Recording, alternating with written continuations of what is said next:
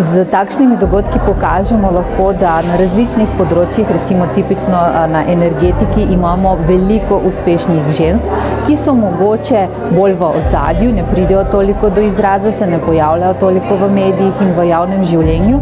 Tukaj pa vidimo, da obstajajo, da so uspešne in na takšen način mogoče pokažemo tudi vzornice za mlajše generacije, pa nasploh, da v družbi vidimo, da čeprav smo kdaj v ozadju ženske v energetiki, recimo tudi v ostalih poklicih, ki so tipično moški, obstajamo in odlično opravljamo svoje delo.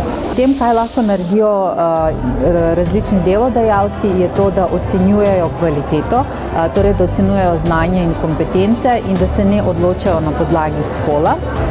Politični odločevalci pa seveda lahko spodbujamo različne aktivnosti, tudi različni projekti, kjer bomo poskrbeli za enakopravnost spolov.